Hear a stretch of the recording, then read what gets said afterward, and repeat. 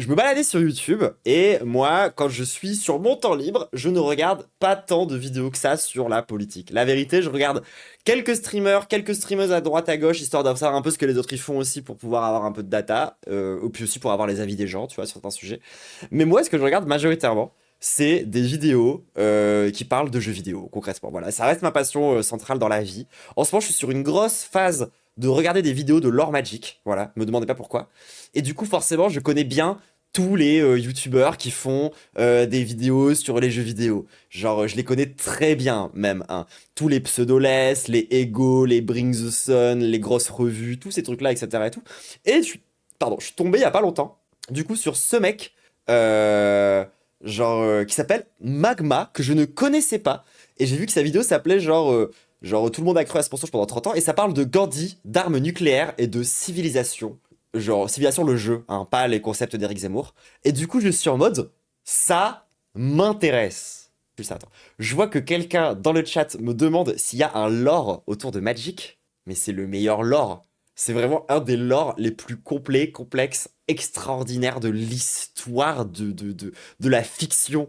Genre, ça va faire genre 30 ans que je regarde enfin, que ça existe, plus de 30 ans que ça existe. Et genre, il y a littéralement, je pense que c'est un des univers de fiction les plus illustrés de l'histoire de l'humanité. Genre, je suis très sérieuse. Genre, allez regarder la vidéo de HAL236 qui en parle. Pour le coup, genre, elle est vraiment très, très, très, très clean. Et pour le coup, genre, ça résume bien ce que moi je pense du truc. C'est que déjà, Magic, ça a c'est ce mélange, cette synthèse parfaite entre game design, lore, donc l'histoire à proprement parler du coup du jeu, et philosophie de gameplay. Genre, c'est vraiment trop bien. C'est-à-dire qu'en fait, quand tu joues à Magic, il n'y a pas une seule carte incohérente. Enfin, si, en vrai, il y en a. Mais c'est très rare. Genre, c'est beaucoup plus rare que dans les autres jeux. Genre, par exemple, dans n'importe quel jeu, tu te retrouves avec, genre, par exemple, dans Yu-Gi-Oh, tu vois, t'as une carte, son effet, ça va être que, genre, elle va te faire défausser ta main, et ensuite, elle va être invincible et elle va détruire une carte piège. Et c'est comme ça. C'est tout. Genre, c'est juste, voilà. C'est parce que c'est son effet, tu vois. Alors que dans Magic, tout a un sens. Genre, par exemple, si t'as une carte qui s'appelle en fait, le dévoreur de cerveau, par exemple, c'est une carte qui va te faire défausser ta main. Parce qu'en fait, dans Magic, les cartes que t'as dans ta main, c'est les sortilèges que t'as dans ton cerveau. Littéralement. Genre, c'est comme ça que c'est créé dans le jeu.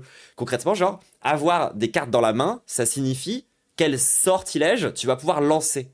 Parce qu'en fait, même les créatures sont des sortilèges. Parce que dans Magic, du coup, t'es un magicien, et les créatures que t'invoques, c'est des sortilèges, du coup, c'est des sortilèges d'invocation.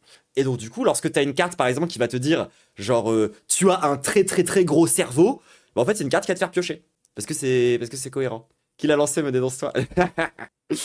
Plus la philosophie de Magic, où il y a des couleurs, il y a 5 couleurs dans Magic qui se combinent entre elles de façon infinie, et c'est absolument incroyable. Et c'est fantastique. D'ailleurs, sachez que chaque meuf de la fange a une couleur dans Magic. Et du coup, je considère que chacune de nos collaborations correspond à une guilde dans Magic.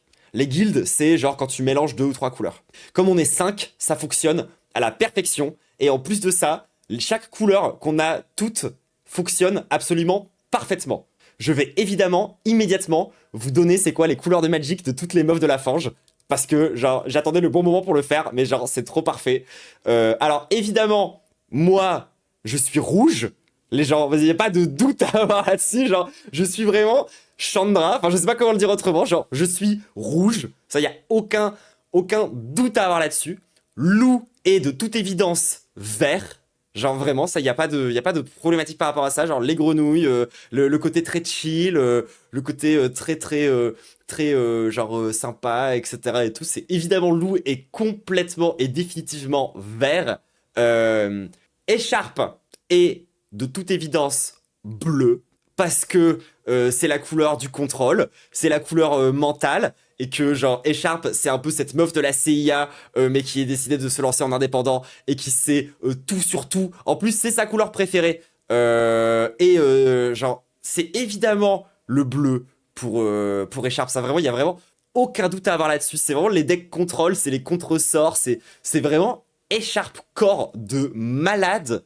Medoli est de toute évidence blanche parce qu'elle n'est pas capable de prononcer une phrase sans caler les mots organisation collective à l'intérieur. Et le blanc, c'est la couleur genre des soldats, c'est la couleur des tokens, c'est la couleur des boards très larges qui sont à la fois offensifs et défensifs, etc. Donc Medoli blanc sans aucun doute.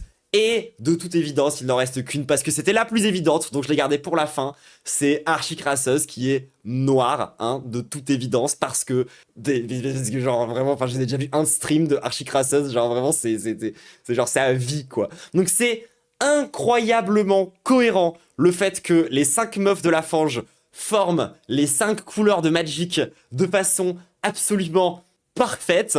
Et donc maintenant, vous saurez que lorsque, par exemple, je fais, moi, une collaboration avec Archicrasseuse, et bah, pour moi, on est en train de faire un React Rakdos. Quand il y a Archicrasseuse et Lou qui parlent de musique, je pense que c'est une vidéo qui est Golgari. Je le pense très premier degré. Je suis très sérieuse avec ça. Moi et Medoli, Boros. Évidemment. Genre, quand tu nous entends parler, ça fait, mais absolument sens. Genre, c'est vraiment d'un niveau de cohérence qui est absolument total. Moi et Echarpe, on est Izette. Regardez ce qui s'est passé avec Furax.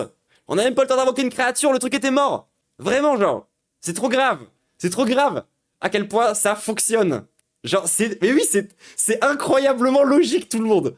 Genre, c'est vraiment, genre, c'est ma matrice. Je vis dedans et je suis heureuse et ça fonctionne à la perfection. Et ça me rassure aussi sur notre collectif parce que du coup je sais qu'on a des formes et des forces parfaitement complémentaires et qu'on peut former à peu près n'importe quelle guilde de Magic de façon cohérente et je trouve ça incroyable. Êtes-vous une sortie de femme transante? Êtes-vous une effroyable femme trans? Loupe des bois? Bah oui, je suis une meuf trans. Mais je suis trop stylée. Qu'est-ce que tu racontes? Trop bizarre. Bref, on va parler de civilisation et de Gandhi. Voilà, c'était une introduction Magic qui n'a strictement rien à voir avec ce dont je viens de parler depuis du coup 10 minutes. Moi à la base je voulais juste vous dire, j'ai découvert ce mec, j'ai envie de regarder ses vidéos parce que du coup moi je suis en recherche de nouveaux youtubeurs jeux vidéo. H24 puisque c'est ce que j'aime consommer quand je joue à Magic en fait. En fait c'était cohérent depuis le début. Bref, Gandhi. Le raciste.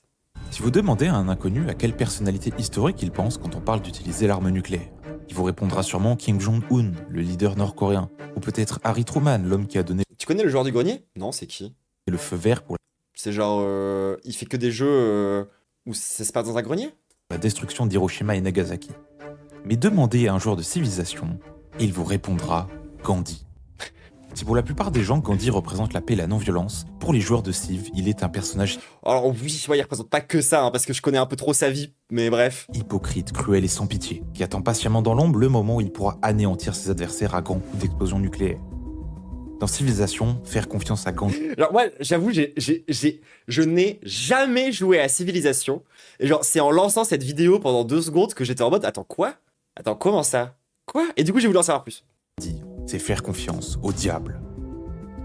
Et si l'origine du diable est assez détaillée en explication dans la mythologie, l'origine de ce Gandhi si particulier a été pendant un certain temps assez floue. Entre bugs, easter eggs et mensonges, laissez-moi vous raconter l'incroyable fausse légende de Nuclear Gandhi. Voilà, moi j'ai entendu ça, j'ai mis sur pause et je l'ai mis dans la queue des vidéos à regarder ce soir. Genre vraiment, 10 minutes 1, genre. Genre, moi tu me dis, l'incroyable légende de Nuclear Gandhi, je veux en savoir plus, d'accord? Tout commence le 17 juillet 2012, quand un utilisateur du nom de Tunafish se connecte sur le site TVTrops. Parce que moi je joue pas à vos jeux de sales colons impérialistes insupportables qui veulent dominer le monde avec un seul empire surpuissant. Vraiment, votre jeu est tellement red flag. Je préfère largement jouer à Age of Empires 2 qui est... Non, à l'aide. TVTrops, c'est un wiki participatif qui rassemble des tropes, des concepts ou schémas narratifs que l'on retrouve de manière récurrente dans les œuvres de fiction. Civilisation étant lui-même un jeu, il n'échappe pas à la règle et a donc une page TVTrops qui lui est dédiée. Sauf que l'un de ces tropes, apparu récemment dans le 5e opus de la saga, pose problème aux joueurs parce qu'ils ont du mal à expliquer son origine. Et ce tropes, il est en rapport avec l'IA de Gandhi.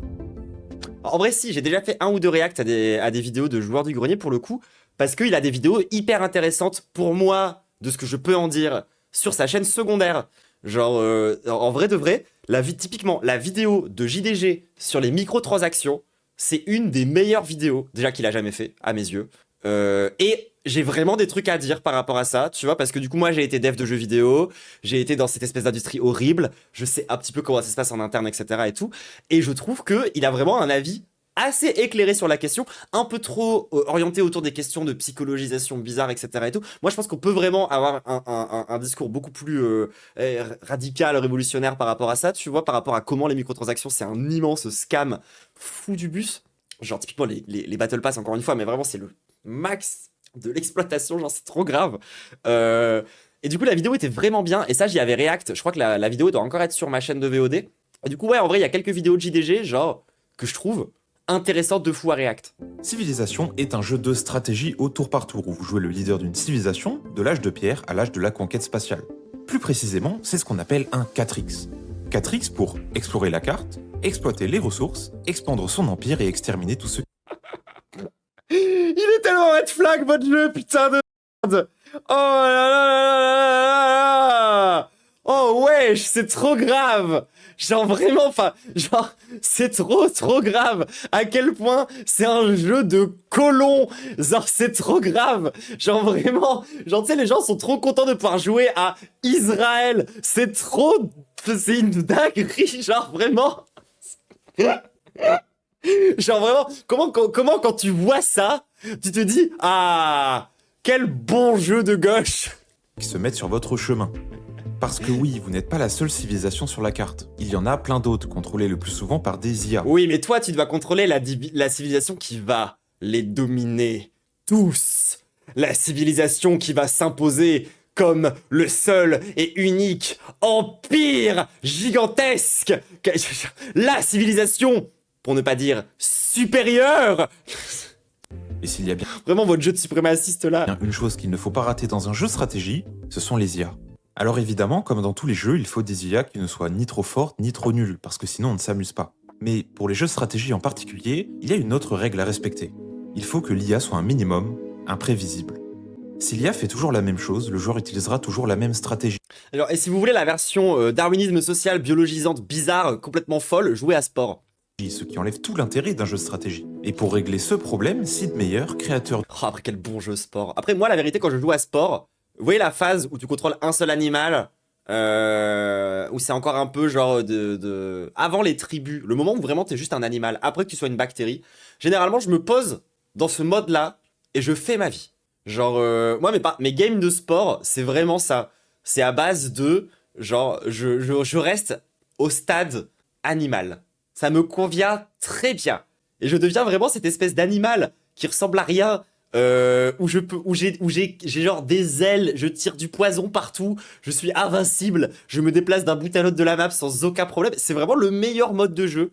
Et le seul truc qui m'a convaincu d'aller plus loin que ça, c'est le DLC. Parce que dans le DLC, tu peux sortir de ton vaisseau spatial et aller par terre. Et du coup, tu ressens un peu à nouveau ces émotions-là. Et du coup, j'étais un peu heureuse. Et du coup, j'ai fait quelques games. Mais j'ai beaucoup joué à Sport par contre. du jeu a imaginé un système de personnalité. Genre, je peux pas trouver le jeu nul. Tu vois, j'ai passé trop de temps. Dans Civilization 5, Ou Soul a trop joué à Civilisation. Non, mais non, Usul, il a directement joué au jeu de Dune en fait. Et c'est ça le problème. Je vous l'ai dit, c'est vraiment devenu le Kwisatz Haderach. Il y a un Sport 2. il y a 63 traits de Attends, c'est vrai? Attends, quoi? Il y a Sport 2? Attends, quoi? Moi, je sais qu'il y a eu des sports complètement gaze sur Nintendo DS. Je le sais, j'y ai joué sur ma R4. Mais attends. Ça a l'air un peu fake, hein. Ah bah, s'il y a Sport 2, je suis trop chaude. Ah, je suis trop chaude. Moi, j'avoue, j'y jouerai, hein, les gens. J'y jouerai à Sport 2. Genre, vraiment, je me ferai un plaisir, genre, à jouer à ça. personnalité. Oui, il y avait sur DS, il y avait sur Nintendo DS, une version sport un peu bizarre en 2D. Genre, je vous jure que c'est vrai. C'est pas moi qui invente, attendez. Genre, ça, c'est vraiment le genre de jeu. Tu n'y joues que si tu as une R4, hein. Genre, personne n'a acheté ça, hein. C'est genre sport en 2D, littéralement. Genre, tu peux créer tes créatures avec des morceaux, mais en 2D. C'est un mood qui est hyper spécial, hein. Genre, quand t'as joué au premier sport, c'est hyper bizarre. Du coup, oui, ça a existé. Genre, j'ai juré, c'est trop bien. Genre, LED, à LED, à LED. Oui. Différentes. chacun associé à une mécanique du jeu, comme par exemple la production d'unités navales ou la capacité à pardonner. Le Glixman Aderac, c'est bien, ça marche bien. Ensuite, Et après, moi, je vous l'ai déjà dit, Usul, je l'aime trop pour le jeter sous le bus. Je pense qu'il va se rattraper. J'y crois, laissez-moi y croire. on associe à chaque trait une valeur entre 1 et 10, basée sur la personnalité historique du leader. 1 voulant Voilà, alors ce qui déjà est super raciste, mais bref. dire qu'elle est très importante, et 10 voulant dire le contraire. Exemple, Napoléon est très compétitif, pardonne assez facilement, mais ne fabrique pas beaucoup d'unités défensives. Et pour rajouter encore plus d'imprévisibilité, chaque trait n'est pas vraiment associé à une valeur fixe, mais à une plage de 5 valeurs. Comme ça, à chaque partie, la personnalité de l'IA change un petit peu. Mais on peut remarquer quelque chose de bizarre quand on regarde les traits de personnalité de Gandhi. On remarque qu'il a 2,12. C'est bizarre car déjà ça dépasse la limite maximum de 10 normalement imposée aux traits de personnalité, et que Gandhi est le seul personnage à dépasser cette limite. Genre, les devs, ils se sont vraiment dit, Gandhi, tu seras, genre, un démon du nucléaire. Mais le plus surprenant, c'est surtout Radioactif Gandhi. que les traits de personnalité qui sont concernés C'est ouf, en vrai. ne sont pas la capacité à pardonner ou la diplomatie. Ce sont la production et l'utilisation des armes nucléaires. Pourquoi Gandhi aurait-il un traitement différent des autres personnages par rapport au nucléaire? À quoi cela fait-il référence? Et peut-être parce que dans la vraie vie, Gandhi, il est un peu red flag. Tant de questions qui resteront sans réponse jusqu'au fameux 17 juillet 2012.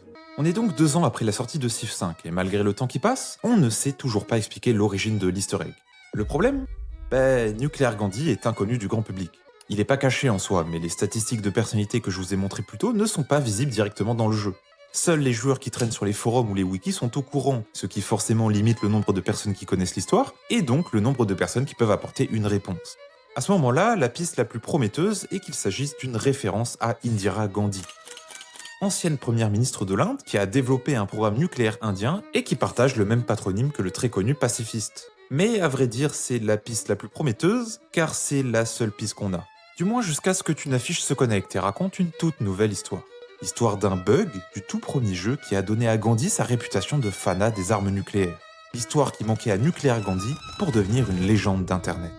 Bon, alors c'est quoi ce bug? Je vous ai expliqué que dans Civ 5, il y avait un système de personnalité. Eh bien, ce système date du tout premier jeu Sid Meier's Civilization de 91. Sauf qu'à l'époque, il y avait que 3 traits de personnalité. Déjà, moi, perso, je trouve ça un peu red flag quand tu crées un jeu et que tu l'appelles avec ton prénom et ensuite civilisation. Genre, je suis désolé, les gens, je bloque vraiment sur le côté red flag de ce jeu, mais c'est trop grave. Genre qu'on ne s'en rende compte que maintenant qu'on est un peu politisé. À quel point c'est une dinguerie. Et dont la valeur pouvait varier de 1 à 10. L'agressivité? Est-ce que l'IA va beaucoup attaquer ou au contraire essayer de maintenir la paix? L'expansionnisme? Est-ce que l'IA essaye d'augmenter son nombre de villes ou plutôt développer celles déjà existantes? Et finalement, le civisme. Est-ce que l'IA penche plus vers une victoire militaire, c'est-à-dire battre tout le monde, ou plutôt une victoire scientifique, développer l'entièreté du programme spatial? C'est de meilleurs ce gros ego, mais en fait, il y a beaucoup de devs qui ont fait des jeux plus ou moins proches de ce genre de concept. Genre les God Games, c'est un peu ça aussi. Généralement, c'est des immenses mégalomanes qui sont derrière ce genre de jeu. Genre, c'est pas un hasard, je suis désolé. Quand tu fais un jeu dans lequel ton objectif c'est de devenir le roi du monde, et bah étonnamment, la personne qui est derrière, souvent c'est un mégalo. Bizarre. Pour reprendre l'exemple de Napoléon, dans le premier opus, il C'est l'Alexandre Astier du jeu stratégique Atrix, un peu, ouais. était très agressif, très expansionniste, mais plutôt civique. Ce qui veut dire que l'IA de Napoléon avait tendance à attaquer ses voisins et voler leurs villes pour agrandir son empire, mais une fois suffisamment puissant, il se concentrait plutôt sur son développement pour débloquer la victoire scientifique. Gandhi, en revanche, Et du coup, à quel moment est-ce qu'il rétablit l'esclavage? était codé comme un représentant de la paix et de la non-violence. Tellement non-violent qu'il était le seul personnage à avoir la valeur d'agressivité la plus basse du jeu. 1. Tous les Les Sims, c'est un bébé. Les Sims, je trouve ça beaucoup moins red flag que Civilization, mais il y a d'autres problèmes. autres personnages avaient minimum 2. Évidemment, Gandhi étant anticolonialiste et Genre moi, l'info qui me fait le plus rire dans les Sims, je crois que c'est que dans les Sims 2, le moyen pour créer une usine à argent infini, ça consiste à piéger des femmes enceintes dans une piscine. Et je trouve ça trop drôle. anti-guerre, il était aussi très peu expansionniste et très civique. Le truc, c'est qu'au fur et à mesure que le jeu progresse à travers les âges, chaque civilisation doit choisir un nouveau type de gouvernement. Pourquoi c'est red flag les Sims? Parce que c'est quand même un jeu dans lequel on t'explique que si jamais, genre, tu fais suffisamment d'efforts, tu vas mériter de baiser. Est-ce que c'est assez clair? Genre, le problème qu'il peut y avoir là-dedans. Genre, en vrai, Usul en avait très bien parlé dans sa vidéo sur... Oh non, non, non, genre la vidéo est super red flag en vrai, genre c'est un enfer. Mais il y a un peu ce truc dans les Sims où genre, tu vas à la piscine, tu vas à la bibliothèque, tu baises. Gouvernement. Et quelque Après, est-ce faux? chose de bizarre se passait quand Gandhi choisissait la démocratie. Vous voyez, chaque type de gouvernement offre des avantages et des inconvénients. Et l'une des particularités de la démocratie est qu'elle appliquait une réduction de 2 points à l'agressivité de l'IA. Gandhi, qui avait une Après, en vrai, la vérité, c'est que les Sims, c'est pas très red flag, hein. Juste, il y a deux, trois trucs qui sont un peu genre en mode. Mais en vrai, la vérité, c'est que quand tu fais du gameplay à partir de trucs réels, souvent, genre, ça colle pas et ça crée des situations de merde qui pourraient. Mais genre, en vrai, les Sims, c'est vraiment chill, sa mère, hein. Genre, tu compares les Sims à Civilisation. Genre, Civilisation, c'est vraiment un jeu colonialiste, impérialiste, complètement zinzin, fait par un mégalomane qui a une vision un peu racialiste bizarre. Enfin, genre. valeur Mais avec un excellent gameplay, du coup, je capte le matrixage, tu vois. d'agressivité de 1 se retrouvait alors avec une valeur de -1. Une valeur qui cassait le jeu car elle créait ce qu'on appelle un dépassement d'entier. Ok, nous humains on compte en base 10. Ça veut dire qu'une fois qu'on a utilisé les 10 chiffres à notre disposition, on en fait un paquet et on le met dans une nouvelle colonne. C'est ce qu'on appelle une numération de position, car la valeur du chiffre change en fonction de sa position. Un 1 ici vaut 1, alors qu'ici il vaut un paquet de 10. Et ces paquets de 10, ça vient pas de nulle part. C'est le nombre le plus Il va quand même pas expliquer le binaire, j'espère. logique pour Parce que j'ai la flemme. nous, étant donné qu'on a 10 doigts. Si on avait 8 doigts, on aurait probablement compté en base 8. D'ailleurs, les Vascons, par exemple, ancêtres des Basques, comptaient en base 20 en utilisant leurs doigts et leurs orteils. Et cet ancien système de comptage, on le retrouve dans l'origine du nombre 80. 4 paquets de 20. Oh! Bref, cette même logique, on peut l'appliquer à un ordinateur. Un ordinateur compte en observant le passage ou non de l'électricité. Soit l'électricité passe, 1, soit elle ne passe pas, 0. Et de la même manière que nous faisons des paquets de 10, l'ordinateur fait des paquets de 2. Bon, c'est parti pour expliquer le binaire, allez. C'est ce qu'on Et je savais compter en binaire avec mes doigts, moi, pendant un temps. Attendez. Ah, faut que je passe à l'envers en plus, parce que du coup, c'est à l'envers. Attendez. Ah, non, c'est à l'envers, c'est un enfer. C'est genre un, 2. Attendez, je vais le faire dans ce sens-là. C'est genre un, 2, 3, 4, 5, 6, 7, 8, 9, 10, 11, 12, 13, 14. Enfin, c'est comme ça, genre. appelle le binaire. Et du coup, vous pouvez compter jusqu'à 1000 avec vos doigts, je crois, quelque chose comme ça. Ce nombre-là, c'est 2 fois 10 fois 10, Enfin, 2 puissance 10. Ça fait combien de puissance 10? Ça fait 1080, je crois. plus 5 fois 10, plus 3, ce qui donne 253. Alors que ce nombre-là, c'est 1 fois 2 fois 2, plus 1 fois 2, plus 1. C'est 7. Une autre particularité de la numération par position, c'est que le 1024. nombre de positions disponibles limite le nombre de Je suis un peu jalouse. Vous voulez que je vous explique? Attendez, d'abord, il explique le binaire et je pourrais vous l'expliquer comment est-ce qu'on compte le binaire avec ses doigts et vous comprendrez tout. nombres que l'on peut écrire.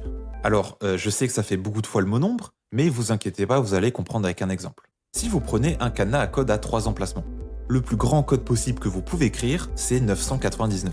Parce que si vous essayez d'écrire un nombre plus grand, vous ne pouvez pas. Vous êtes limité seulement au Oui, j'ai dit 1080 parce que je fais de la vidéo maintenant et le format c'est 1080, laissez-moi tranquille. nombre à 3 chiffres.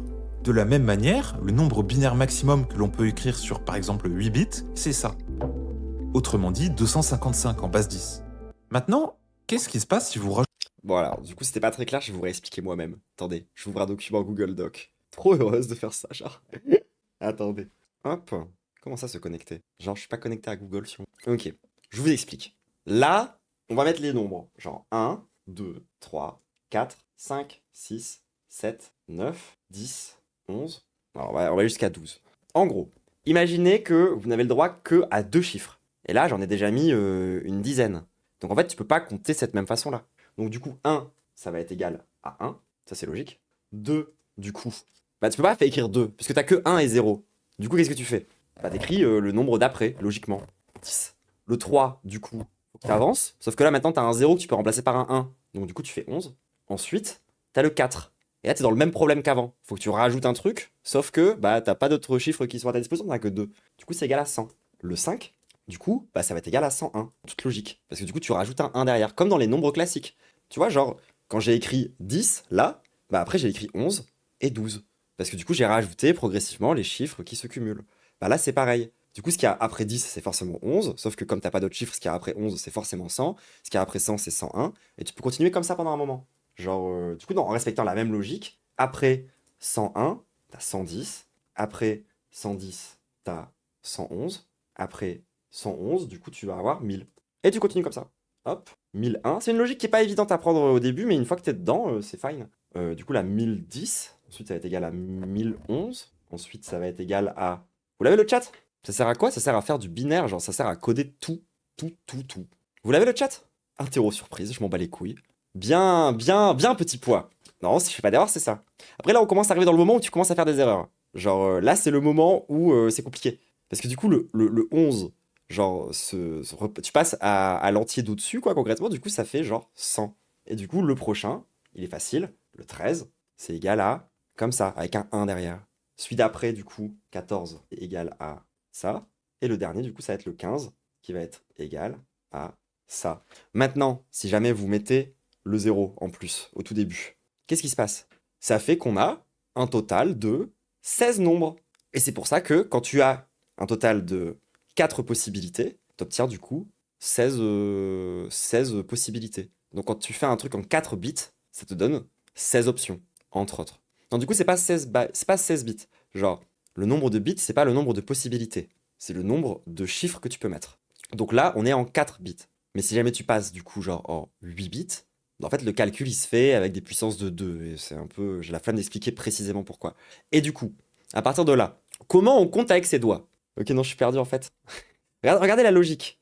Genre, je réexplique une deuxième fois. Là, du coup, j'ai 0, 1. Du coup, le chiffre d'après, c'est forcément genre 10. De l'exacte même façon que, bah, une fois que je suis à 9, j'ai plus de chiffres. Il n'y a pas de chiffre après 9. Le chiffre après 9, c'est genre rien. Ça va de 0 à 9, les chiffres. Les nombres sont composés de plusieurs chiffres. J'ai oublié de préciser ce truc de vocabulaire avant. Un nombre, c'est plusieurs chiffres. Les chiffres, il n'y en a que 10, ça va de 0 à 9. Et bah, du coup, lorsque t'es à... La musique 8 bits, elle fait 8 fois 8 de... Non, non, c'est genre 2 puissance 8. Enfin, c'est un calcul un poil plus compliqué que ça, mais bref. 2 puissance 8 moins 1, techniquement. Quelque chose comme ça. Ah ouais, c'est ça, merci. Et donc, du coup, bah là, comme t'as que deux chiffres, au lieu des 10 de d'habitude, dès que t'arrives au max, tu passes à l'entier d'après. Tu passes genre à la décimale supplémentaire. Et c'est ce qui se passe quand tu passes du 9 au 10. Quand tu passes du 9 au 10, t'arrives à la limite de chiffres que t'as pour décrire les nombres. Du coup, tu mets deux chiffres et tu repars de la base. Du coup, tu mets un 1 et un 0. Et ensuite, tu continues comme ça. Tu rajoutes 1, 2, 3, 4. Et ensuite, tu vas jusqu'à 9. Et tu continues comme ça jusqu'à 99. Et une fois que tu es à 99, quand tu as besoin d'écrire le 100, bah, il n'y a plus aucune combinaison de deux chiffres qui permettent d'aller aussi loin. Donc, du coup, tu fais 100. Donc 1 avec deux zéros derrière. Et si tu appliques cette exacte même logique au binaire, où tu n'as que deux chiffres, du coup, tu arrives à la limite de chiffres à 2. Et du coup, tu passes directement à la décimale d'après. Donc, du coup, ça fait 10. Ensuite, du coup, tu as un 0 que tu vas pouvoir remplacer par un 1. Du coup, ça fait 11.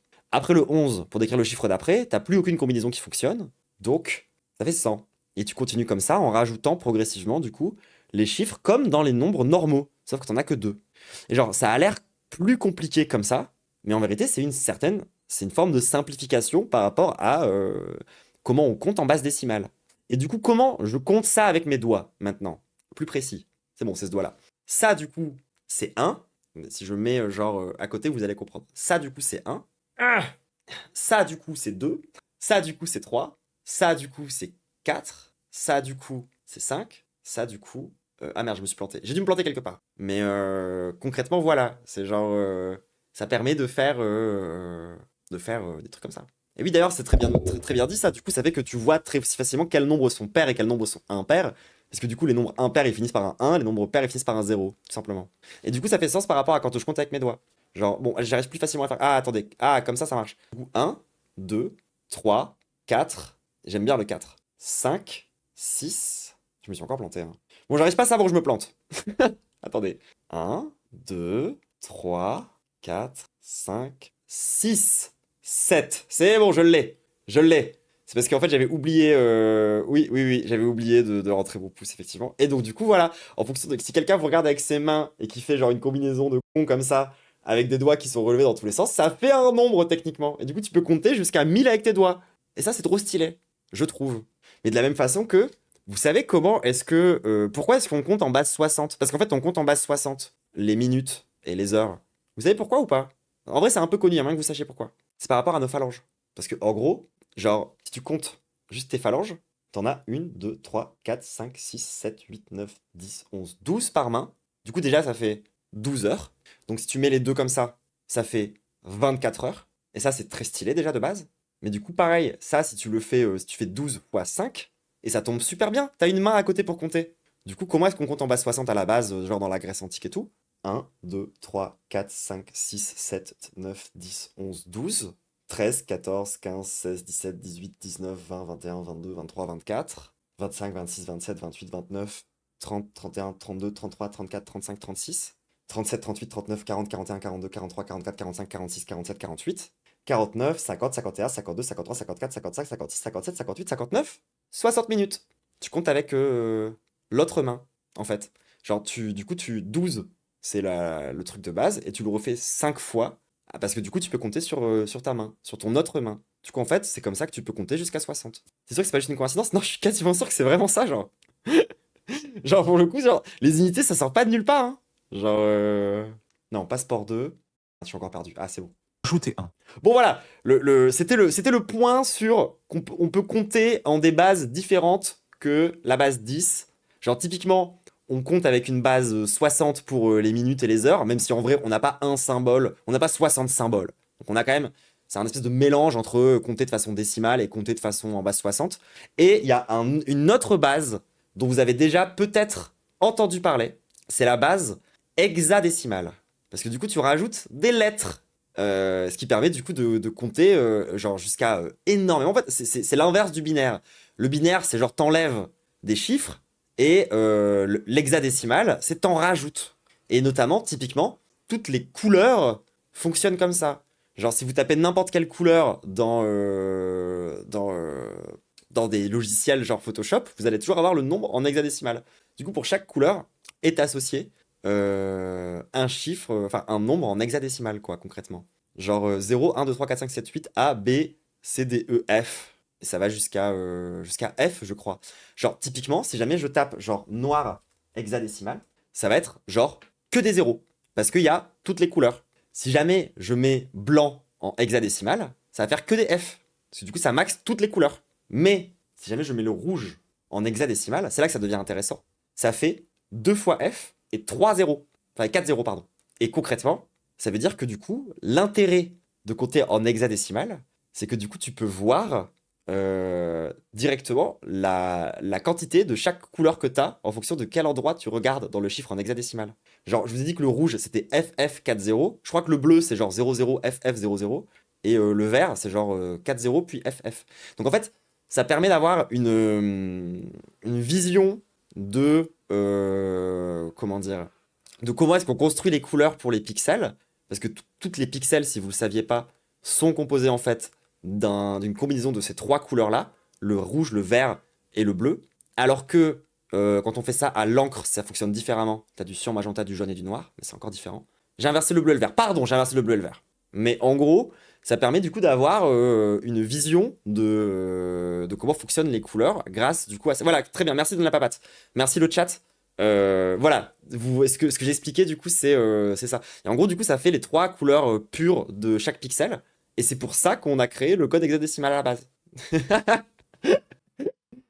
Et alors, je sais pas ce qui s'est passé, mais on a eu genre 300 viewers d'un coup, et puis là on est plus qu'à 179, donc je sais pas si mes explications vous ont intéressé ou si ça a fait déserter la moitié du stream.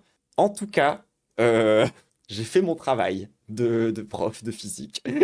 Même pas là, de prof de maths en fait, hein, en vrai. Qu'est-ce qui se passe si vous prenez votre cadenas Actually, ça date d'avant, mais ok. Ok, d'accord, désolé, je savais pas. code et continuez à tourner les chiffres? Vous revenez au chiffre le plus Intéressant, mais ça donne mal au crâne. Ouais, bah bienvenue dans mon monde. Hein. bas possible. C'est ce qu'on appelle un dépassement d'entier. Un dépassement d'entier, c'est quand vous dépassez... Et alors oui, la vérité, c'est que du coup là, je vous ai dit comment est-ce qu'on transforme des nombres binaires en nombres entiers. 1, 2, 3, 4, 5, 6, 7, etc. Maintenant, vous pourriez vous poser la question de, oui, mais Diane, comment est-ce qu'on fait les nombres à virgule avec des binaires? Et là, je vais avoir une énorme flemme parce que c'est un enfer. C'est genre giga compliqué. Il faut que je vous explique comment est-ce qu'on fait pour la notation scientifique avec les 10 puissances et tout. Et j'ai trop la flemme. Ensuite, il faut que je vous explique comment est-ce qu'on décompose un chiffre en binaire pour pouvoir avoir ce qu'on appelle les floats, à savoir les nombres avec des virgules, les flottants. Et genre, c'est vraiment genre un niveau de complexité supérieur encore. Et c'est hors de question. D'accord? Je ne vous expliquerai pas comment est-ce qu'on fait des choses plus compliquées que ça parce que vraiment, genre, à l'aide. Le plus grand nombre entier possible que vous pouvez écrire et que ça vous fait faire un tour complet et revenir au tout premier chiffre. Pour notre valeur d'agressivité de 8 bits, il se passe la même chose, mais dans l'autre sens. Je répondrai pas à ta question, Uncanny. Ça dépend vraiment ce que tu codes. Quand le jeu essaye de donner à Gandhi une valeur d'agressivité de -1, T'es branché, Diane. il lui donne en réalité une valeur d'agressivité de 255.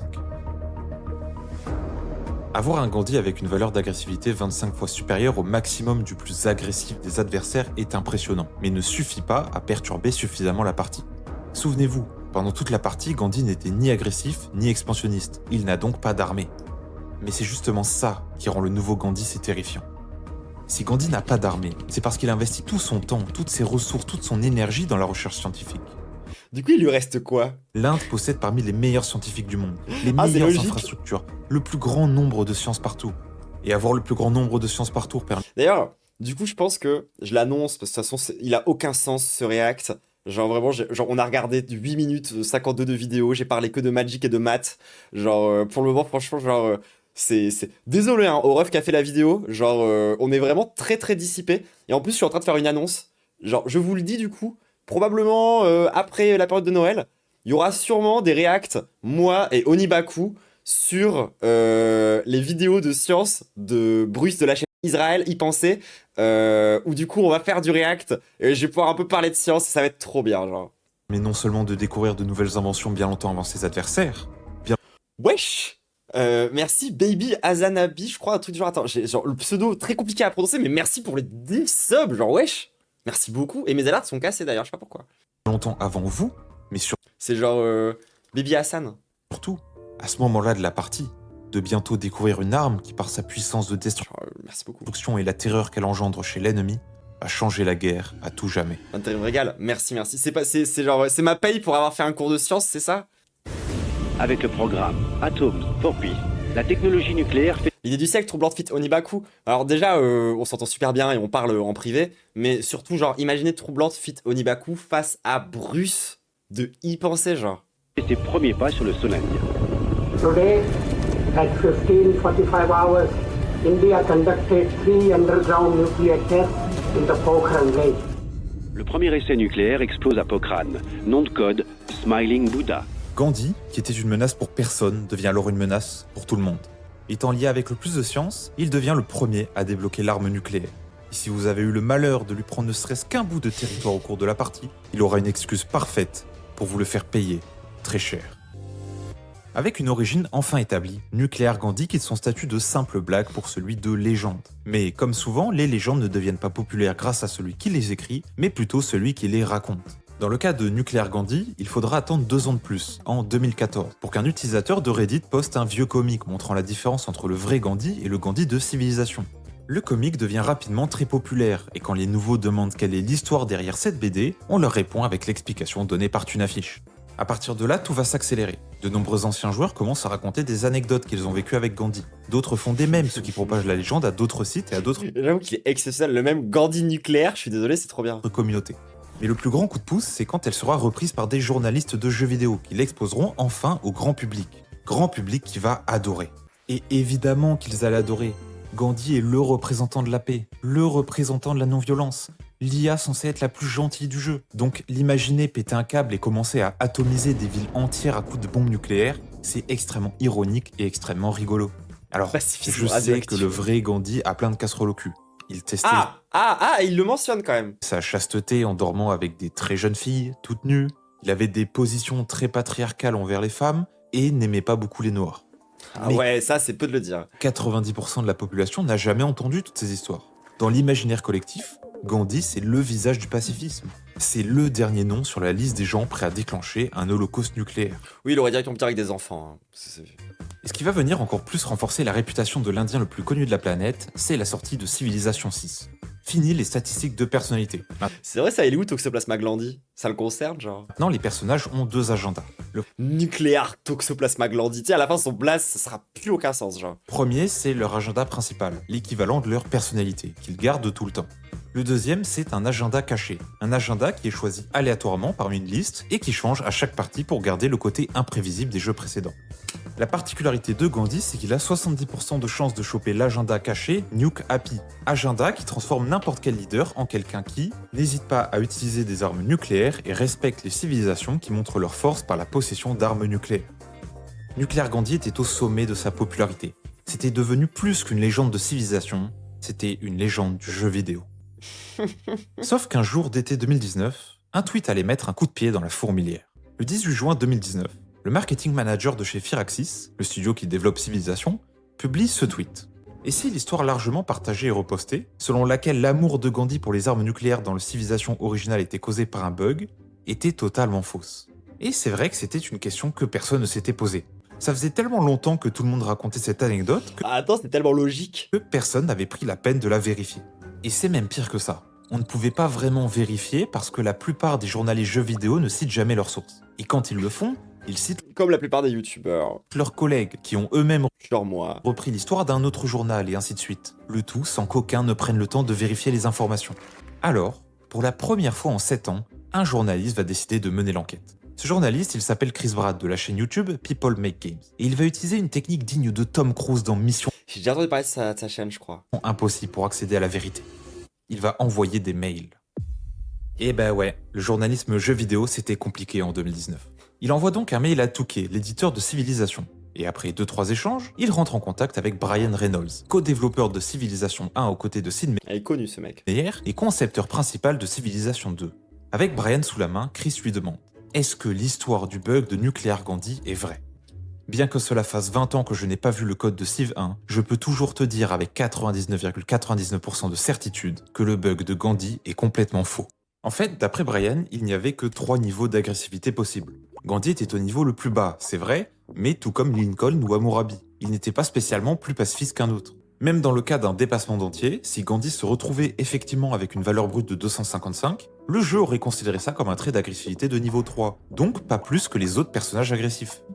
Ce qui me semblait bizarre aussi, parce qu'au début, il avait mis 12 niveaux d'agressivité, et il était en mode genre, oui, il est passé au niveau 12, ce qui est que 2 de plus que le max, ce qui est bizarre, parce que du coup, genre, si t'as un dépassement d'entier, tu devrais être à beaucoup plus que 12.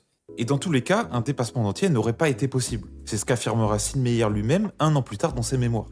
Ce ne sont pas les innombrables références qui rendent l'histoire de Nuclear Gandhi si drôle à mes yeux. C'est le fait que rien de tout cela n'est vrai. Il explique que le bug n'a jamais existé car Civilization 1 est codé en langage C, et qu'en C, les valeurs sont signées par défaut. Alors là, vous vous demandez peut-être c'est quoi ces valeurs Ouais, c'est reparti. signées et non signées. Bon, désolé, je me rebranche, hein. Oui. Vous vous souvenez quand je vous ai parlé des valeurs? Je vous ai dit que sur 8 bits, on pouvait écrire des nombres entre Coder un émulateur en C. 0 et 255. Bah ça, c'est ce qu'on appelle une valeur non signée. Comprendre une valeur qui ne peut pas avoir de signe, qui ne peut pas être négative. Si on veut stocker des nombres négatifs, il faut utiliser des valeurs signées, des valeurs qui prennent en compte les signes. Pour faire simple, on va utiliser un algorithme qui va transformer la moitié des nombres binaires en équivalents négatifs. Les 128 premiers nombres, donc de 0 à 127, restent les mêmes. Mais les 128 T'as l'air presque blessé dans ton cœur de dev de pas avoir trouvé genre le... suivants sont associés au négatif. Donc, au lieu d'écrire les nombres de 0 à 255, on écrit de moins 128 à 127, ou plus Ça va, c'est assez clair, ça? Non, je sais pas si c'est clair, en fait. Pour moi, c'est clair, mais je sais pas si c'est clair. exactement, Juste genre le premier chiffre, il sert à dire c'est quoi le signe, quoi. de 0 à 127, puis de Parce que oui, d'ailleurs, en vrai, c'était un poil malhonnête ce que je vous ai montré. Lorsque je vous ai montré ce truc-là. En vérité, genre, si on est sur une base 4 bits, c'est pas comme ça qu'on écrit. Genre, 1, 2, 3, on écrit comme ça en vérité. Ça peut sembler être un détail, mais c'est important. Parce que du coup, t'as vraiment tout le temps systématiquement 4 bits. Et en fait, en gros, le premier, tu peux dire, c'est le signe plus ou moins. Et du coup, ça divise en deux, quoi. moins 128 à moins 1. Mais alors, comment expliquer les témoignages Tellement de possibilités avec 4 bits. Et imagine ce qu'on peut faire avec 64 bits. des joueurs qui se souviennent avoir rencontré un Gandhi agressif qui les menaçait à l'arme nucléaire? Tu sais, du coup, ça fait plus de sens écrit comme ça. Ah ouais? Ok. D'après Sid Meier, si des gens avaient l'impression que Gandhi était à même d'utiliser l'arme nucléaire, Je capte mieux comment ça marche. Ah merde, je pensais que ce serait plus clair dans l'autre sens. Ah, vous me l'apprenez. D'accord, ok. Ah, marrant. Ouais, j'aurais pas dit. C'était juste une conséquence de sa personnalité pacifiste. Regardez comment on a évité la confrontation directe entre l'URSS et les États-Unis durant la guerre froide, la dissuasion nucléaire. Construire une bombe et menacer d'utiliser était un excellent moyen pour Gandhi, qui n'avait pas d'armée je le rappelle, de dissuader les autres leaders de l'attaquer et donc par extension le meilleur moyen d'éviter la guerre. Qui plus est, et j'en ai déjà parlé, Gandhi ne faisant pas la guerre, il concentrait tous ses efforts dans la recherche scientifique. Donc il obtenait l'arme nucléaire beaucoup plus rapidement que tous les autres leaders de la partie, ce qui donnait l'impression qu'il était obsédé par ça. Dans les faits, Ah, t'as vraiment utilisé le concept de futa trifali, genre Gandhi n'était pas plus à même d'utiliser l'arme nucléaire qu'un autre. C'est juste qu'il y avait un décalage tellement grand entre ses actions et comment il est perçu, que les gens ont cru à cette légende. Ouais, en fait, c'est un peu un biais raciste. Genre, c'est vraiment de considérer que Gandhi, ce serait vraiment genre cette espèce de personnage quasi christique, tu vois, qui serait absolument incapable de la moindre agression. En fait, tu vois, c'est un peu Bouddha, quoi, le mec, en fait. Quand Chris Pratt a publié sa vidéo, des dizaines d'articles sont sortis pour partager la découverte de leurs confrères. Et comme on aurait pu le deviner, personne n'est allé vérifier les informations. En vrai, c'est un peu premier degré intéressant. C'est un peu comme le Mandela Effect. Genre, moi, ça me rappelle vraiment les bails autour du Mandela Effect. Où en fait, c'est juste un truc raciste. Genre, littéralement, les gens sont en mode genre, ah ouais, en fait, on a appelé ça parce qu'il y a plein de gens qui sont convaincus que Mandela est mort en prison. Alors que pas du tout, il a dirigé un pays, genre. Et t'es en mode, bah, oui, mais c'est juste raciste. Genre, c'est juste, t'intéresses pas à la politique des pays d'Afrique, genre, c'est tout. Alors je vous rassure tout de suite, Chris a fait du bon boulot. Mais il y avait toujours un truc qui me dérangeait à propos de cette histoire. Tout le monde est d'accord pour dire que la plus vieille apparition de cette fausse histoire de bug sur internet, c'est une affiche en 2012. Il l'a donc potentiellement inventée. Mais dans ce cas-là, comment expliquer que la première apparition officielle de Nuclear Gandhi, Et pareil, l'explication sur le Pikachu dans le Mandela Effect. Genre, tu sais, où on dit tout le monde croit que Pikachu, il a le bout de la queue marron, alors qu'en fait, pas du tout. En fait, c'est parce que Pikachu, il a pas le bout de la queue marron, il a la base de la queue marron. Sauf que quand tu réfléchis sans forcément te rappeler précisément de la gueule qu'il a, tu te rappelles qu'il a des bouts noirs au bout de ses oreilles, et du coup, tu te dis qu'il doit avoir des bouts noirs au bout de toutes ses extrémités, et c'est juste ça, en fait. soit faite à la sortie de Civilization 5. Donc Les Indiens ont une vision beaucoup plus mitigée. Mais en même temps, quand tu t'intéresses 5 minutes à l'histoire de Gandhi, genre, je suis désolé, mais. Enfin, oui, c'est un personnage beaucoup plus contrasté que l'image que nous, on en a. Genre. Enfin.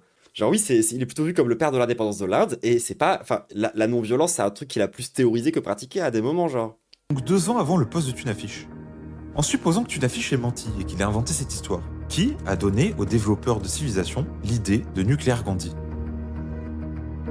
La seule piste qu'on a dans les articles qui ont fait l'effort de se poser la question, c'est une déclaration de John Schaffer, concepteur principal de Civilization 5, qui aurait déclaré « C'est amusant d'imaginer qu'un homme politique indien promouvant la lutte non violente puisse avoir le désir de bombarder ses voisins », pour justifier l'incorporation de Nuclear Gandhi dans le jeu. Sous-entendu, c'était juste une blague, il a eu l'idée comme ça pendant le développement. Sauf qu'il y a 2 problèmes. Déjà, il y a Pour plein d'Indiens, c'est même pas forcément lui qui a fait le plus pour l'Inde. Ah, exactement. aucune source de cette déclaration. Il n'y a aucun lien vers une interview T'imagines demander leur avis à des Indiens? Enfin, trop bizarre. ou un mail ou un compte Twitter. Genre, vraiment, c'est dans la tête des gens, c'est ça, genre.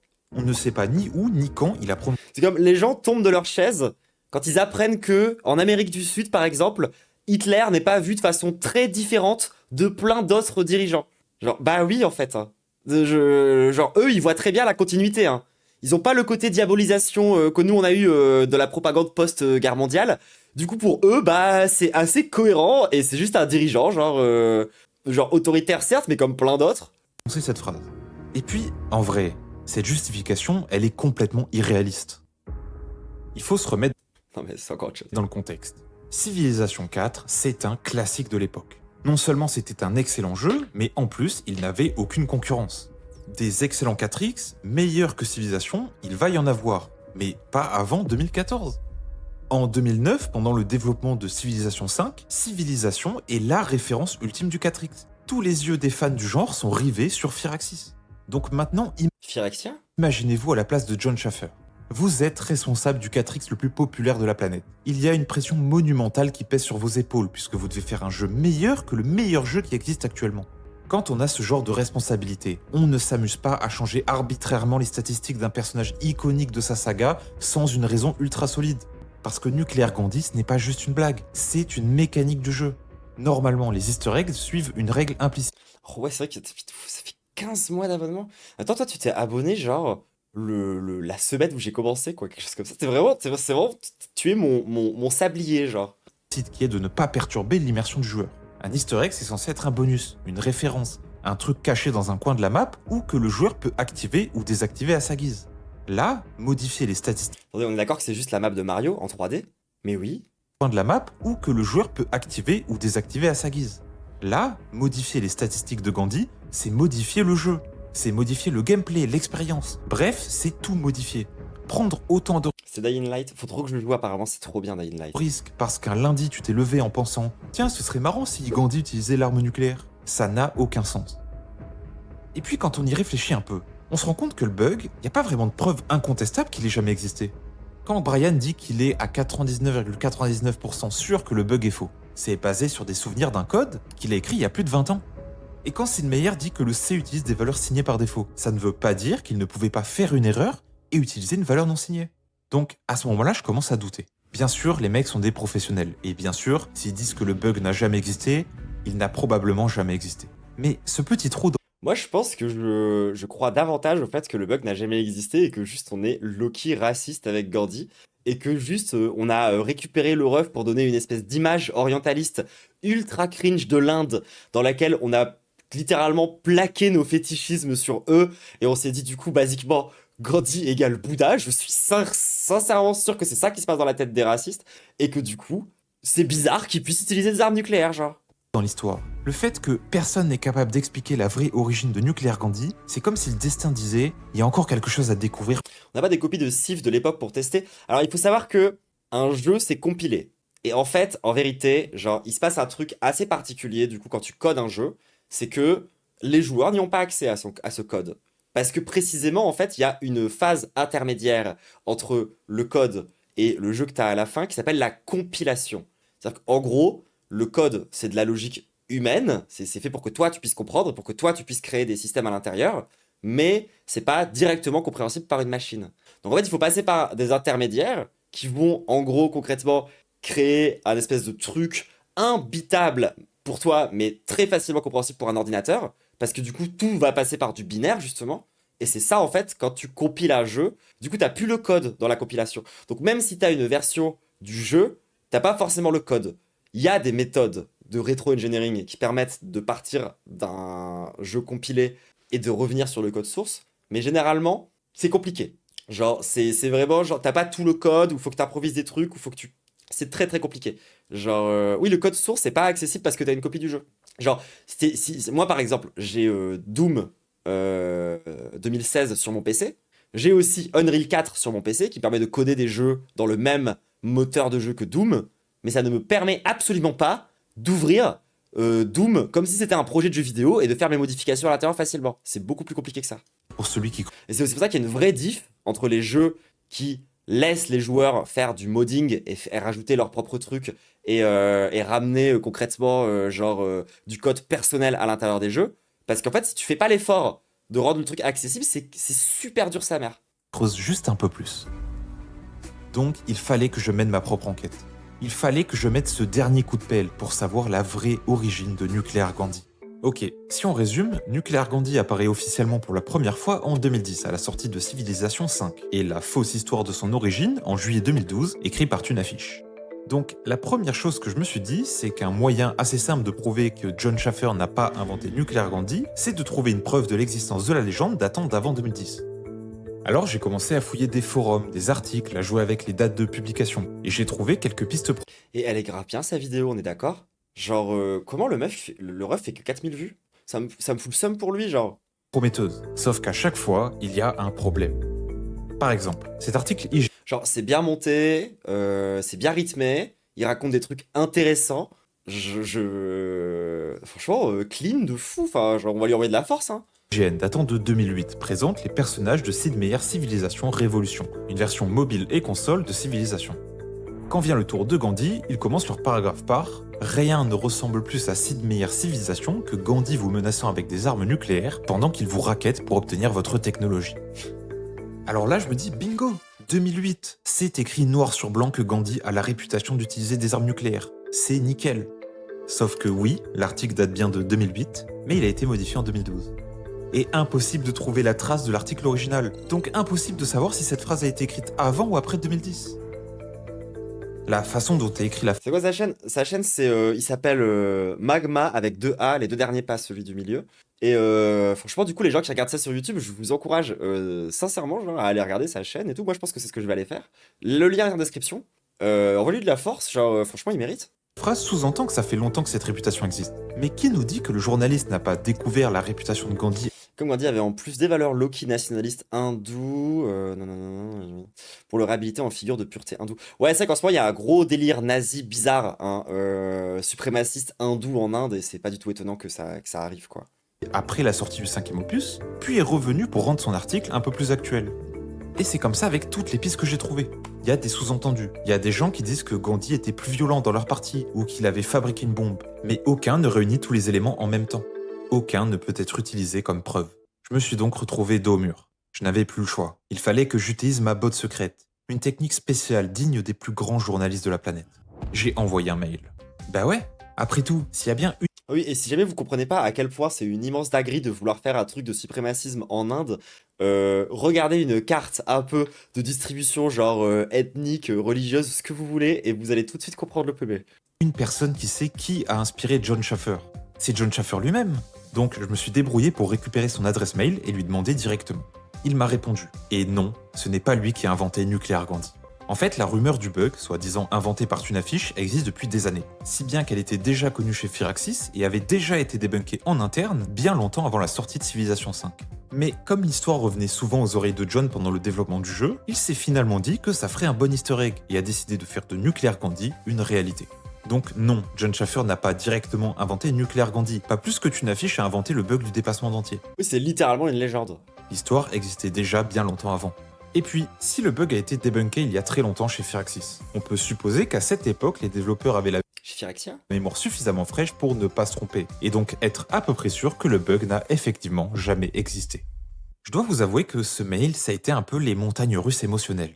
Au début, j'étais super content que John me réponde. Je veux dire, après tout, il n'y a rien qui l'obligeait à le faire, surtout qu'il ne travaille plus chez Firaxis, et qu'en plus, je suis juste un petit youtubeur français.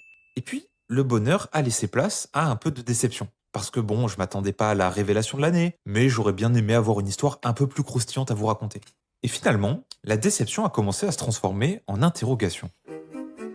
Si la réponse à cette rumeur existe depuis plusieurs dizaines d'années, comment ça se fait qu'on ait dû attendre aussi longtemps pour débunker l'histoire? Pour les journalistes, c'est entre guillemets normal. Parce que c'est un peu gaulerie, genre. C'est souvent des contractuels payés au lance-pierre qui doivent écrire plusieurs articles par jour pour générer un maximum de trafic. Donc, je peux comprendre que quand ils trouvent une histoire cool chez leurs collègues, ils vont pas forcément aller mener une enquête approfondie pour vérifier toutes les informations. Mais les développeurs, d'après John, ça fait plusieurs dizaines d'années qu'ils sont au courant. Ils ont eu des milliers d'occasions de débunk cette histoire. Alors pourquoi attendre un mail de 2019 pour le faire? La réponse va vous paraître un peu bateau, mais il n'y a pas plus civilisationnesque que la légende de Nuclear Gandhi. Ce qui fait Ah le ouais. succès de Civilization depuis des années, c'est la profondeur de gameplay, les mécaniques, peut-être la direction artistique, c'est vrai. Mais c'est aussi le fait de réécrire l'histoire. C'est divertissant de voir les Romains développer des missiles air-sol, voir les États-Unis se faire annihiler par des barbares avec des bâtons en moins 300, voir le Canada fonder ses villes dans un désert de sable et l'Arabie Saoudite dans la toundra. Le jeu ne nous impose pas de suivre l'histoire. Au contraire, il nous donne les éléments historiques comme les leaders, les ressources ou les inventions, puis nous dit débrouillez-vous avec ça. Vous aussi, vous pouvez recréer l'impérialisme, mais sur des suprémacismes différents. Et c'est ça qui est beau finalement dans Civilisation. Ça. Peut-être pour ça que c'est le mot préféré d'Éric Zemmour, hein. Et c'est quelque chose de voulu. Depuis le premier Civilization, la vision de Sid Meier a toujours été de créer une base de gameplay simple et de laisser le hasard transformer ça en moment fantastique pour le joueur. C'est pour ça que quasiment tout est aléatoire, que ce soit la carte, Ça impose une vision de l'histoire très occidentale. Ouais, et ça impose surtout, moi c'est mon énorme problème, et j'ai le même avec Age of Empires et avec plein d'autres trucs, c'est que ça nourrit un mythe qui est hyper important en vrai dans le capitalisme et par rapport aux délires coloniaux. C'est ce mythe comme quoi du coup, la progression logique et naturelle d'un État, c'est tout le temps la même, et concrètement c'est l'Angleterre. Genre, c'est-à-dire qu'un État, en gros, genre, d'abord, il commence à s'enrichir en prenant ses ressources naturelles. Ensuite, une fois qu'il a assez revendu ses ressources naturelles, il forme des cadres qui vont permettre d'avoir, du coup, des trucs sur le tertiaire. Et ensuite, du coup, ça va faire que l'État va se développer. Et ils vont commencer à passer d'un régime dans lequel, en fait, ils extraient des ressources naturelles à un régime dans lequel, en fait, ils font de la microélectronique. Et c'est comme ça qu'en fait, serait, du coup, la progression naturelle de tous les États au monde. Sauf que pas du tout, ça marche pas comme ça, en fait. C'est vraiment un mythe de qui est un mythe colonial mais absolu où concrètement on fait croire ça genre à plein de pays alors que concrètement à aucun moment ils vont arrêter d'exploiter leurs ressources parce que bah, on en a besoin concrètement genre d'où les délires post-coloniaux concrètement où en fait le développement des États ne les intéresse pas. C'est pour ça que un des grands trucs qu'a toujours fait la France-Afrique c'est lutter ardemment et je vous jure que c'est vrai, regardez la carrière de Michel Focard, genre la France-Afrique, un des gros enjeux ça a toujours été d'empêcher l'alphabétisation dans les pays d'Afrique. Genre, littéralement, chaque fois qu'il y a un dirigeant politique qui a voulu mettre en place des politiques sociales, des politiques d'éducation de masse, ou quoi que ce soit, on les en a littéralement empêchés. Parce qu'en fait, bah, on a besoin des ressources. Les spawns, les ressources ou même la personnalité de l'IA. L'idée, c'est de créer un chaos naturel duquel nous, joueurs, allons trouver un sens. Alors, à partir de ce moment-là, pourquoi détruire la légende qui représente au mieux l'esprit civilisation ? Pourquoi casser le mythe de Nuclear Gandhi quand c'est exactement ce genre d'histoire qui fait battre le cœur de la saga depuis plus de 30 ans ? Nuclear Gandhi, bug ou pas bug, mensonge ou pas mensonge, c'est une légende de civilisation, créée par les joueurs, pour les joueurs. Et c'est ça le plus important. Ça, le fait que ce soit un violeur raciste, mais c'est encore autre chose. Non, elle était bien la vidéo, vraiment, elle était super. Genre, moi je m'abonne, hein. Moi je m'abonne et je laisse un pouce vers le haut, d'accord, voilà, et je vous l'envoie dans le chat. Parce que c'était vraiment sympa et j'espère que toutes ces vidéos sont de la même qualité parce que franchement je me suis régalé tout le monde, c'était super. Oui la fin était bof mais écoutez c'est un youtubeur jeux vidéo, les gens genre lui en demandez pas trop, enfin genre au bout d'un moment c'est normal que la fin de sa vidéo ça soit pas genre avec des dimensions marxistes révolutionnaires, décoloniales enfin genre, on est des matrixés de la politique, tout le monde. Il faut qu'on fasse la paix avec ça de temps en temps. Et quand on regarde pas des vidéos, genre, qui sont faites par des gens qui ont pour objectif de faire la révolution, c'est normal. Genre, que la conclusion, ça soit un truc qui soit sur, genre, pourquoi est-ce que cette légende, elle est si importante, etc. Voilà, ça, c'est mon taf à moi. C'est pour ça que je fais du React. Sinon, genre, à quoi je sers, tu vois? Genre, enfin, c'est aussi hop là, tout l'intérêt de mon React. Enfin, moi, je sers à quoi? Genre, à donner cette dimension-là à plein de contenus, parce que c'est des trucs auxquels moi, déjà, de base, j'y pense H24 c'est quand je suis tout seul, etc. Et en tout cas, vraiment, vraiment, envoyez de la force, parce que ça me fait un peu chier de voir quelqu'un qui fait un taf de si bonne qualité, et ça perce pas trop, quoi. Ah, mais c'est une vieille vidéo, c'est bon. Entre-temps, il a... Ah non, il a juste fait sa dernière vidéo sur Pokémon qui a bien fonctionné. Écoute, bah force à lui en tout cas. Vraiment grosse force à lui. Il n'y a pas beaucoup de vidéos, mais j'ai l'impression qu'il les travaille vachement. Mais moi en tout cas, je vais aller checker ça de mon côté à titre perso. Cette vidéo de 1000 abonnés, c'est un bon score. Oui, en vrai, c'est un bon score, mais en même temps, il fait des vidéos qui sont genre. Enfin, là, la vidéo qu'on vient de voir, c'est au même niveau que des vidéos de youtubeurs. Enfin, c'est même mieux que des vidéos de plein de youtubeurs que je connais qui parlent H24 des sujets comme lui, tu vois. Enfin, je suis en mode, bon, force à lui après, tu vois. En fait, c'est juste cette vidéo, oui, mais c'est sur 2 ans en fait. C'est aussi ça le truc, tu vois. Après, je pense pas que ça soit son occupation, son activité principale. Enfin, après, si c'est ça, force à lui. Mais, mais ouais, clairement, moi je vais aller checker ça. Bah, du coup, il y a une vidéo sur Dying Light, peut-être pour ça qu'il a illustré. Je peux redonner le lien, bien sûr. N'hésitez pas à aller suivre ça. N'hésitez pas à aller suivre ça. Moi, j'ai dit tout ce que j'avais à dire autour de cette histoire. On va s'arrêter là pour le react de Nuclear Gandhi. Écoutez, j'étais très heureuse de découvrir la légende et de la détruire en même temps. C'était trop bien. En plus, ça t'a parlé de plein de trucs vraiment intéressants sur la vision des Blancs, sur les dirigeants des autres pays, ce qui est quand même un peu un PV. Bon, plus 15 tunnels sur le Vinaire, Magic the Gathering. Bon, ça, franchement, force à ceux qui ont écouté jusque-là. Hein, pour, genre, autant pour vous hein, dans le chat que les gens de YouTube, qui sont bien courageux, je trouve. Mais bref, kiss YouTube, kiss les acides YouTubiques. Pouce bleu, abonnement, la totale. Et pense bien qu'on va être en stream du 9 au 11 non-stop avec les meufs de la Fange pour vous faire un event qui servira à véritablement lancer notre média, parce que pour moi on n'a pas lancé un média, on a juste dit qu'on était une équipe. Le média en tant que tel n'est pas tant lancé que ça. Donc, ce sera en janvier. Gros event tout le monde. Gros bisous YouTube. À plus. Watch me fly to LA.